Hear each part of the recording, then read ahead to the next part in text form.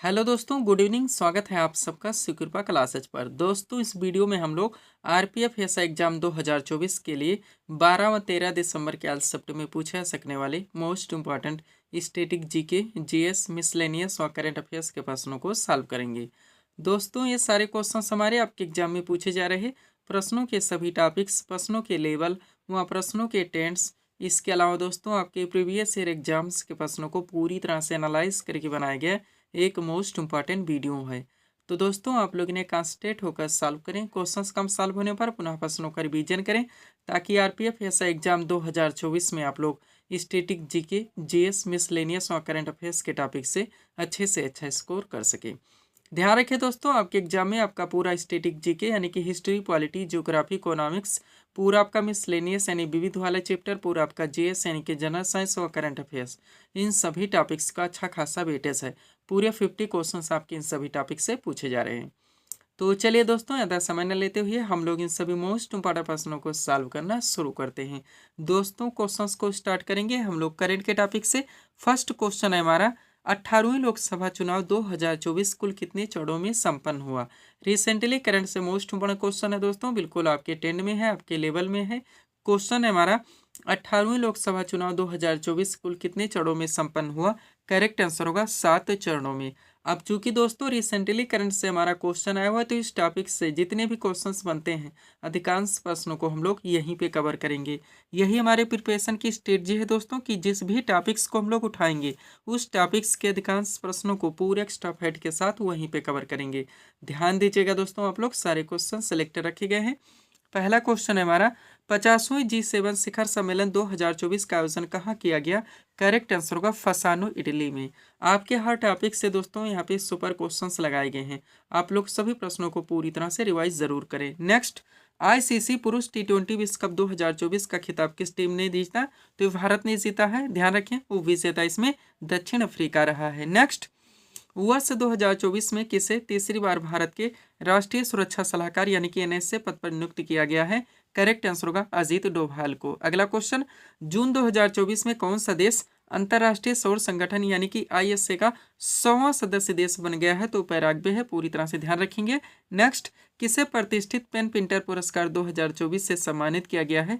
Correct answer होगा अरुंधति राय को। और किसे professional gold tour of India यानी कि पीजीटीआई के अध्यक्ष के रूप में नियुक्त किया गया है। करेक्ट आंसर होगा कपिल देव को। ध्यान रखेंगे आप लोग। आगे बढ़ते हैं दोस्तों, सबसे पहले हम लोग करंट को कवर कर रहे हैं, पुनः इसी वीडियोस में अन्य टॉपिक्स को कंप्लीट करेंगे। अगला क्वेश्चन है हमारा, जून 2024 में किसे लगातार दूसरी बार लोकसभा के अध्यक्ष के रूप में चुना गया है। करेक्ट आंसर होगा ओम बिरला को। अगला क्वेश्चन, जून 2024 में किसे भारतीय सेना के अगले उप प्रमुख के रूप में नियुक्त किया गया है। करेक्ट आंसर होगा एनएस राजा सुब्रमण्य को। अगला क्वेश्चन, 10वां अंतर्राष्ट्रीय योग दिवस 2024 कब मनाया गया। 21 जून को। और विश्व शरणार्थी दिवस 2024 कब मनाया गया है। करेक्ट आंसर होगा 20 जून को। आगे बढ़ेंगे, क्वेश्चन है हमारा, बान जलवायु सम्मेलन 2024 का आयोजन किस देश में किया गया है। तो इस जर्मनी में। और जून 2024 में किसने स्लोवाकिया के राष्ट्रपति के स्वरूप में शपथ ली है। तो पीटर पेलिग्रिनी है। ध्यान रखेंगे आप लोग। आगे बढ़ते हैं, अगला क्वेश्चन है दोस्तों हमारा, जून 2024 में किसने फिर से दक्षिण अफ्रीका के राष्ट्रपति के रूप में शपथ ली है। तो सिरिल रामाफोसा है। नेक्स्ट, विश्व मरुस्थलीकरण एवं सूखा रोकथाम दिवस 2024 का मनाया गया है। तो इस 17 जून को मनाया गया है। और जून 2024 में किसे 12वें विश्व हिंदी सम्मान 2023 से सम्मानित किया गया है। करेक्ट आंसर होगा उषा ठाकुर को। नेक्स्ट, राष्ट्रीय सांख्यिकी दिवस 2024 कब मनाया गया है। 29 जून को। और जून 2024 में पवन कल्याण किस राज्य के नए उप मुख्यमंत्री बने हैं। तो आंध्र प्रदेश के। अगला क्वेश्चन, भारतीय दूरसंचार नियामक प्राधिकरण यानी कि ट्राई के नए सचिव के रूप में किससे नियुक्त किया गया है। तो अतुल कुमार चौधरी को किया गया है। पूरी तरह से आप ध्यान रखेंगे। आगे बढ़ेंगे दोस्तों, थोड़ा सा पीडीएफ के बारे में बात होगी, पुनः हम लोग अगले क्वेश्चंस को कंप्लीट करेंगे। देखिएगा दोस्तों, एसएससी ऑल एग्जाम्स और रेलवे ऑल एग्जाम्स का ऑल इन वन नया वर्जन कंबाइंड पीडीएफ दोस्तों हमारे द्वारा पूरी तरह से प्रिपेयर किया गया है। कारण यह है दोस्तों, आप लोग जानते हैं आपकी एसएससी में भी रेलवे में भी बहुत सारी आपकी वैकेंसीज लगी हुई हैं। कई वैकेंसीज का आपका टियर 2 है, कई वैकेंसीज का आपका एग्जाम डेट भी लग चुका है और एग्जाम करवाए भी जा रहे हैं। तो हम चाहते हैं दोस्तों, एसएससी और रेलवे के विभिन्न एग्जाम्स के लिए आपको अलग अलग पीडीएफ लेने की आवश्यकता न पड़े, इसलिए इसे डिटेल में पूरी तरह से रेडी किया गया है। इस पीडीएफ को बनाने में दोस्तों आपके एसएससी और रेलवे के विभिन्न एग्जाम्स के प्रीवियस ईयर एग्जाम्स के क्वेश्चंस को भी पूरी तरह से एनालाइज किया गया है, वहाँ से भी दोस्तों मोस्ट इम्पोर्टेंट क्वेश्चंस को कलेक्ट किया गया है। इसके अलावा दोस्तों आपके क्वेश्चंस के वेटेज को, उनके लेवल को, उनके टेंट को भी पूरी तरह से ध्यान में रखा गया है। इसमें दोस्तों आपका साइंस का पूरा स्पेशल PDF आएगा, यानी फिजिक्स, केमिस्ट्री, बायो का पूरा आपका स्टैटिक जीके यानी कि हिस्ट्री, पॉलिटी, ज्योग्राफी, इकोनॉमिक्स, पूरा आपका मिसलेनियस यानी विविध का भी स्पेशल PDF आएगा, और पूरा आपका दोस्तों करंट का भी स्पेशल PDF आएगा। इसमें वैकेंसीज की बात की जाए दोस्तों तो आप लोग जानते हैं SSC CGL Tier 1 आपका समाप्त हो चुका है, Tier 2 की तैयारी है, MTS आपका 2025, SSC GD आपकी लग चुकी है, RPF कांस्टेबल वैसा एग्जाम 2024 जिसमें आपका RPF SI का एग्जाम चल भी रहा है, LP है, टेक्नीशियन है, NTPC है, ग्रुप डी से कई वैकेंसीज आपकी लगी हुई हैं। इनमें से किसी भी वैकेंसीज में अच्छी फाइट के लिए आप इस PDF को परचेज कर सकते हैं, मात्र 100 रुपीज़ जिसकी पेड फीस रखी गई है। व्हाट्सअप नंबर आप लोगों के सामने जहां पर आप जुड़कर PDF ले सकते हैं।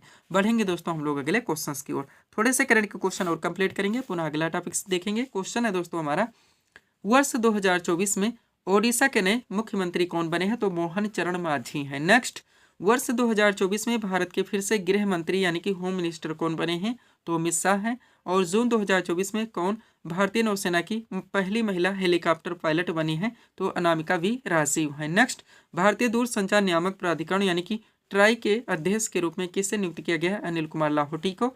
और केंद्रीय प्रत्यक्ष कर बोर्ड यानी कि CBDT के अध्यक्ष के रूप में किसे नियुक्त किया गया है? तो रवि अग्रवाल को किया गया है। पूरी तरह से आप प्रिपेयर रहेंगे, आगे बढ़िएगा। अगला क्वेश्चन है आपका, इदा सीसा नोगरांग को किस राज्य की पहली महिला पुलिस महानिदेशक यानी कि DGP नियुक्त किया गया है? तो मेघालय की। और किसे फिर से भारतीय रिजर्व बैंक यानी कि RBI का डिप्टी गवर्नर नियुक्त किया गया है? तो T रविशंकर को। नेक्स्ट, ऊर्जा एवं शहरी मामलों का मंत्रालय के नए मंत्री कौन बने हैं? तो मनोहर लाल खट्टर हैं। और किसे इंदिरा गांधी परमाणु अनुसंधान केंद्र यानी कि IGCAR के निदेशक के रूप में नियुक्त किया गया है? तो CG कराहटकर को। और किसे नीति आयोग में निदेशक नियुक्त किया गया है? तो शीश कुमार दास को। नेक्स्ट, किसे पंजाब और हरियाणा उच्च न्यायालय का मुख्य न्यायाधीश नियुक्त किया गया है? तो शील नागू को। पूरी तरह से आपको प्रिपेयर होकर चलने, एक एक क्वेश्चन की कीमत आप लोग जानते हैं, आगे बढ़िएगा। क्वेश्चन है दोस्तों हमारा, भारत के नए नवीन एवं नवीकरणीय ऊर्जा मंत्री कौन बने हैं? प्रहलाद जोशी हैं।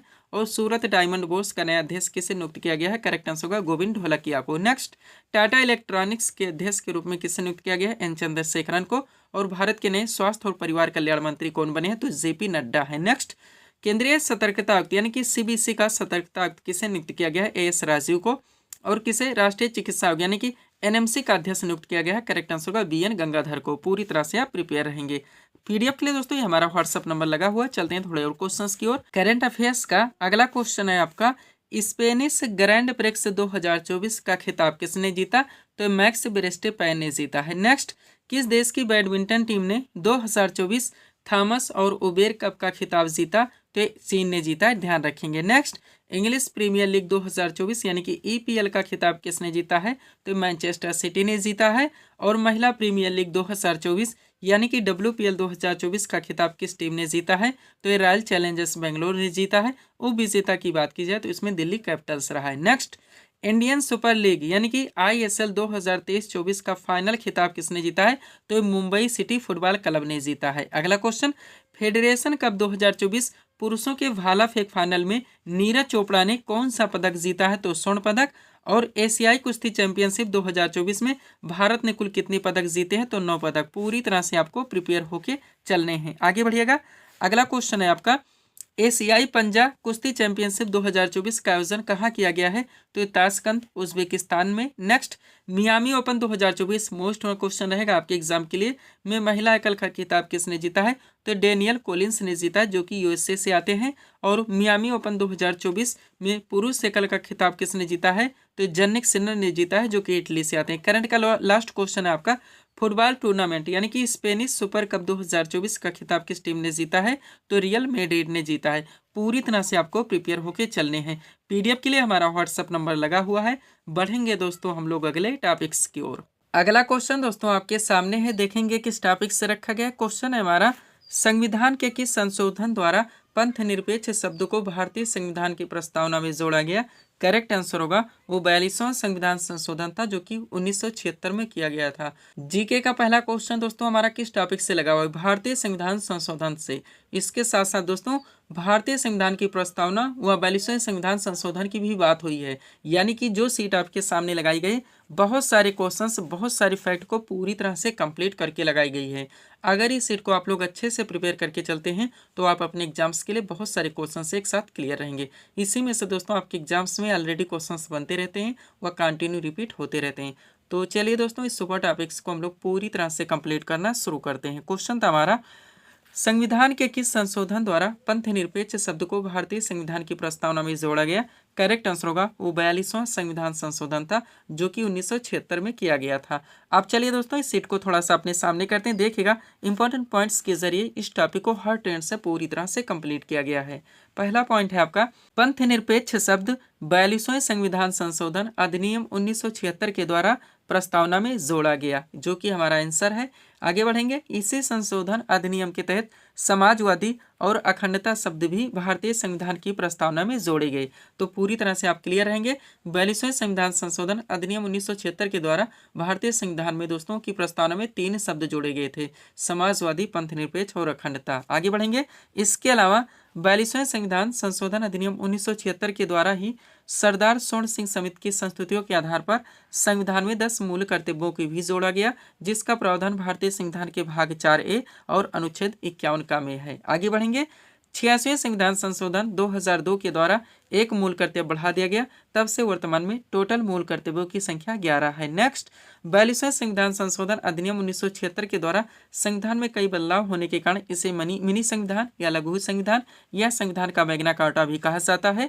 और भारतीय संविधान में वर्णित मूल अधिकार यूएसए के संविधान से व मूल कर्तव्य रूस यानी कि पूर्व सोवियत संघ के संविधान से ले गए हैं। सब कुछ आपको पूरी तरह से प्रिपेयर होकर चलने। हम आपको बताना चाहेंगे दोस्तों, हमारे एक कॉन्सेप्ट से एक दोस्तों सेंटेंस से बहुत सारे क्वेश्चंस, बहुत सारे फैक्ट निकालते हैं जो कि आपके एग्जाम में कंटिन्यू पूछे जाते हैं। और जो भी टॉपिक्स जहाँ पे हमारे द्वारा उठाए जाते हैं उनको वहीं पे हर ट्रेंड से, हर फॉर्मेट से पूरी तरह से कंप्लीट कर दिया था। इसके लिए मुझे कितने भी बुक्स से मटेरियल का कलेक्शन क्यों ना करना पड़े। अब आगे बढ़ेंगे दोस्तों, जो आपका मेन क्वेश्चन था भारतीय संविधान के महत्वपूर्ण संशोधन, तो जितने भी मोस्ट बड़े अमेंडमेंट हुए दोस्तों इस नोट के जरिए आप लोग पूरी तरह से कंप्लीट करेंगे। चलिए शुरू करते हैं। बात की जाए दोस्तों पहला संशोधन जो कि 1951 में हुआ था। इस संशोधन के द्वारा 9 अनुसूची को संविधान में शामिल किया गया था। तो मूल संविधान में टोटल 8 अनुसूचियां थी। पहले संविधान 1951 के द्वारा भारतीय संविधान में 9 अनुसूची को शामिल किया गया था। आगे बढ़ेंगे, 21वां संशोधन देखिए जो कि 1967 में किया गया। इस संशोधन के द्वारा 8वीं अनुसूची में सिंधी भाषा को जोड़ा गया। तो भारतीय संविधान में भाषाओं का प्रावधान किस अनुसूची में? 8वीं में है, ध्यान रखेंगे दोस्तों, बार बार ये क्वेश्चन पूछा जाता है। 24वां संशोधन देखिए जो कि 1971 में किया गया। इस संशोधन के द्वारा संसद को मौलिक अधिकारों सहित संविधान के किसी भी भाग में संशोधन का अधिकार दिया गया। नेक्स्ट, 44वां संशोधन देखिए जो कि 1978 में हुआ। ऑलरेडी आप लोग 42वां संविधान संशोधन कवर कर चुके हैं। तो दोस्तों इस संशोधन के द्वारा संपत्ति के अधिकार को मूल अधिकार से हटाकर एक विधिक अधिकार यानी कि एक कानूनी अधिकार बना दिया गया और अनुच्छेद 300 का में जोड़ दिया गया। ये भी क्वेश्चन बार बार पूछा था, वर्तमान में संपत्ति का अधिकार कैसा अधिकार है? तो एक विधिक अधिकार है यानी कि एक कानूनी अधिकार है। हर तरह से दोस्तों क्वेश्चंस को कवर किया जाता है ताकि कैसे भी आपसे के ऑप्शन में आए शब्द दोस्तों आपसे क्वेश्चन मिस ना हो। आगे बढ़िएगा, 52वां संशोधन देखिए जो कि 1985 में किया गया। इस संशोधन के द्वारा संविधान में 10वीं अनुसूची जोड़ी गई। इसके अलावा इसी संशोधन द्वारा राजनीतिक दल बदल पर कानूनी रोक लगाने की चेष्टा की गई, ध्यान रखेंगे। 56वां संशोधन देखिए जो कि 1987 में किया गया। इस संशोधन के द्वारा गोवा को पूर्ण राज्य का दर्जा दिया गया। ध्यान रखेंगे दोस्तों, आपके एग्जाम्स में जो पूरे 50 क्वेश्चंस का वेटेज है, जिसमें आपका पूरा स्टैटिक जीके आएगा, पूरा जीएस, पूरा मिसलेनियस, आपका पूरा करंट, इनके पूरे पाठ्यक्रम को प्रिपेयर करके हमारे द्वारा 28 पीडीएफ में पूरी तरह से कंप्लीट किया गया। ये पीडीएफ अभ्यर्थियों को दिए जा रहे हैं। 61वां संशोधन देखिए जो कि 1989 में किया गया।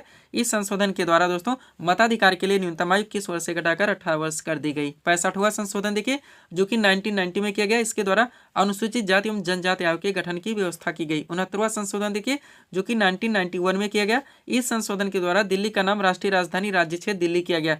पूरी तरह से आपको प्रिपेयर होकर चलने हैं। आगे बढ़िएगा, 73वां संशोधन देखिए दोस्तों जो कि 1992 में किया गया। इस संशोधन द्वारा भारत में पंचायती राज व्यवस्था को संवैधानिक बनाया गया और इसे लागू किया गया। ध्यान रखेंगे, पंचायती राज व्यवस्था को संवैधानिक दर्जा कब मिला दोस्तों? किस संशोधन द्वारा? 73वां संशोधन था जो कि 1992 में किया गया था।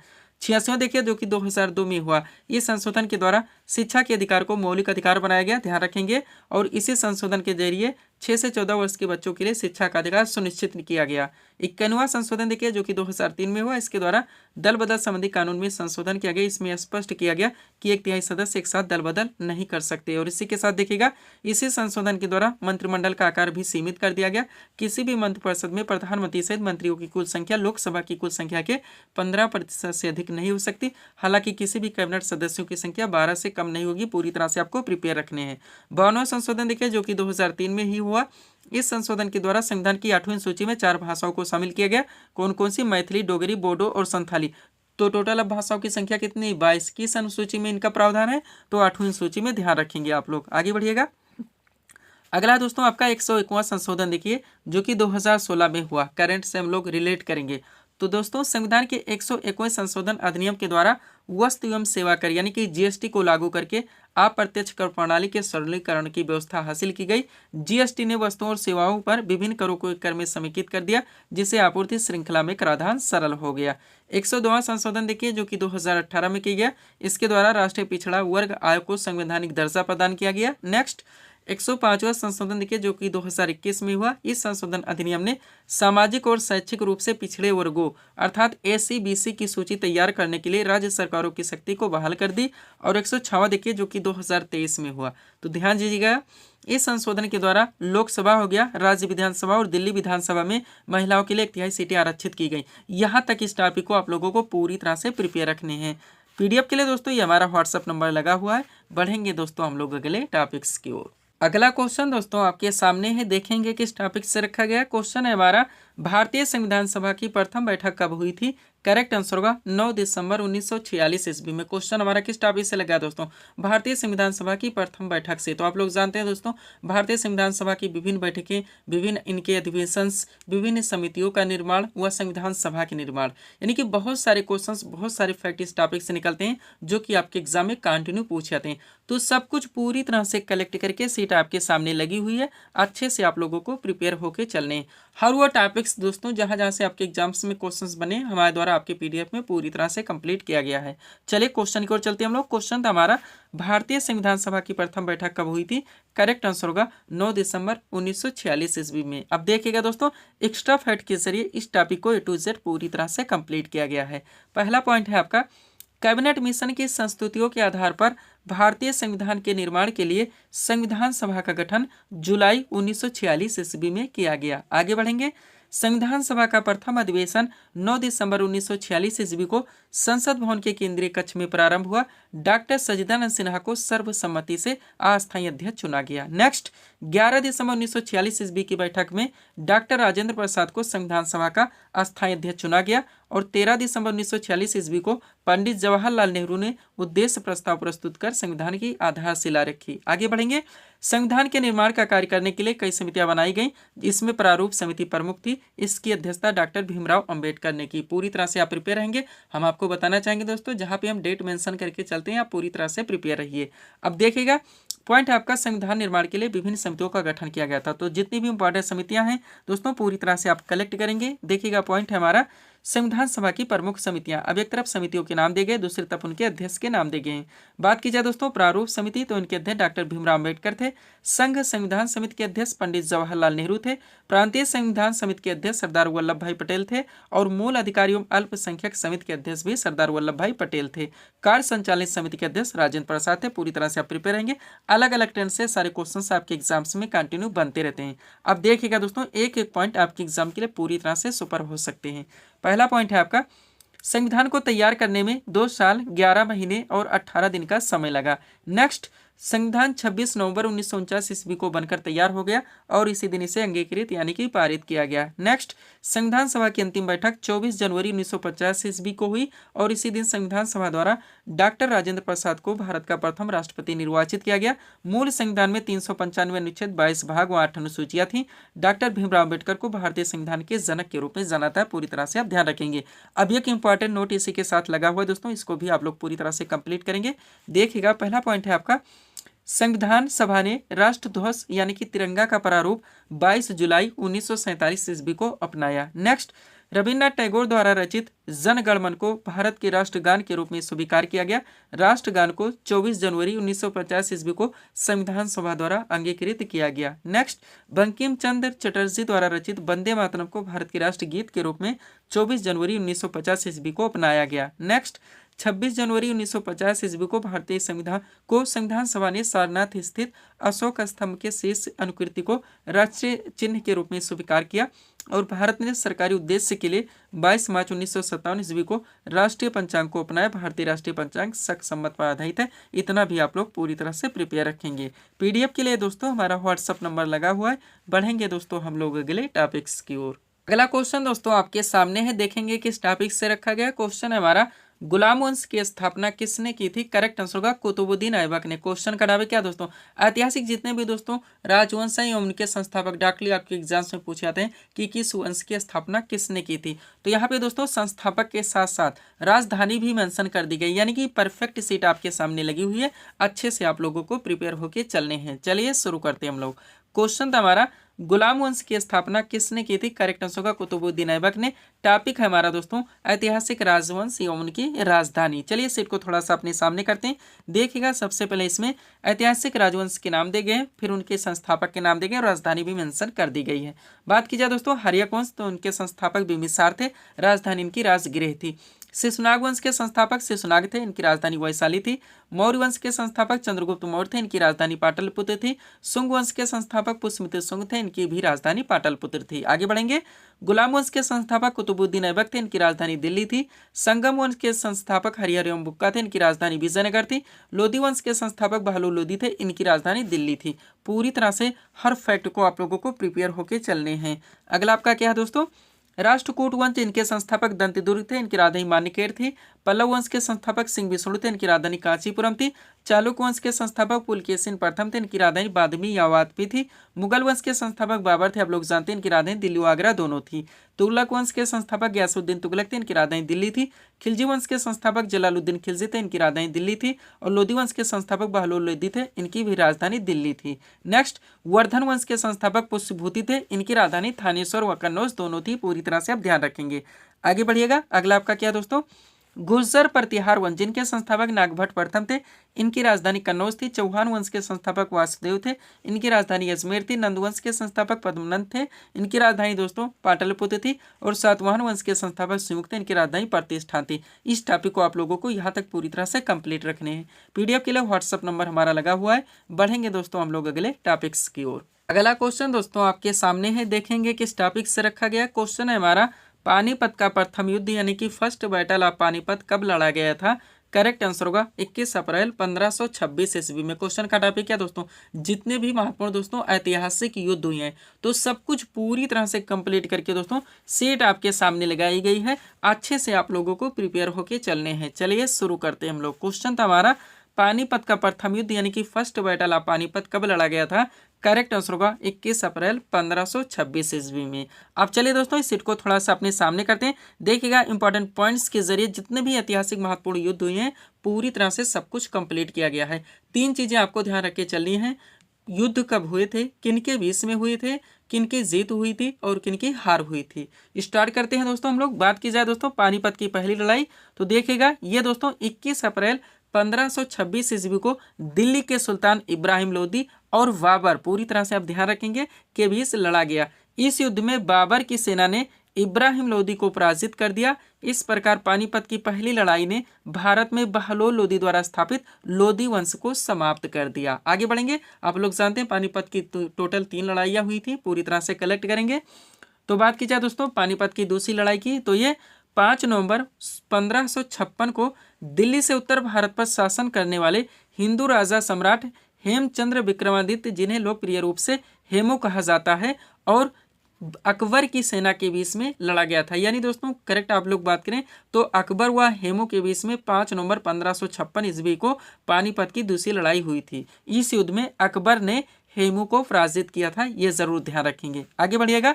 पानीपत की तीसरी लड़ाई की बात की जाए तो ये दोस्तों 1761 में अफगान आक्रमणकारी अहमद शाह अब्दाली और मराठों के सदाशिवराव भाऊ पेशवा के तहत मराठों के बीच लड़ा गया था। यानी पानीपत की तीसरी लड़ाई 1761 ईस्वी में अहमद शाह अब्दाली और मराठों के बीच में लड़ा गया था। इस लड़ाई में अहमद शाह अब्दाली ने सदाशिवराव भाऊ को हराकर यह युद्ध जीत लिया था। यह हार इतिहास में मराठों की सबसे बुरी हार थी। पूरी तरह से आप प्रिपेयर रहेंगे। तो पानीपत की तीसरी लड़ाई यानी तीनों लड़ाइयां दोस्तों पूरी तरह से कंप्लीट हो चुकी हैं।